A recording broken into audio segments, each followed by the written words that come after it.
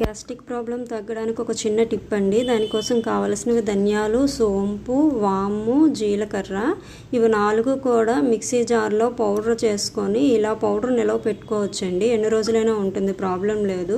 మనకు 4 వెల్లుల్లి రబ్బలు కూడా కావాలి. ఒక గిన్నెలో ఈ గ్లాస్ నిండా వాటరు, అలానే ఇంకొంచెం వాటర్ కూడా పోసుకొని ఆల్రెడీ మనం రెడీ చేసుకున్న పౌడర్ని ఒక స్పూన్ అండ్ హాఫ్ ఆ వాటర్లో వేసుకొని దంచి పెట్టుకున్న వెల్లుల్లి రబ్బలు కూడా అందులో వేసేసుకొని బాగా 10 నిమిషాల పాటు మరగనివ్వాలండి. ఇలా మరిగిన వాటరు మీరు ఒక కప్పులో వడపోసుకొని ప్రతిరోజు కానీ పరగడుపున తాగినట్లయితే 100% మీకు గ్యాస్ట్రిక్ ప్రాబ్లం అనేది క్లియర్ అయిపోతుందండి. ఇక్కడ నేను నిమ్మకాయ కూడా వేసాను, ఎందుకంటే ఈ వాటర్ కొంచెం వగరగా ఉంటుంది. నిమ్మకాయ వేసుకోవడం వల్ల కొంచెం టేస్ట్ పుల్లగా బాగుంటుంది అనమాట. ఇందులో మీరు కొంచెం హనీ కూడా వేసుకొని తాగడం వల్ల మీకు గ్యాస్ట్రిక్తో పాటు పొట్ట కూడా తగ్గుతుందండి.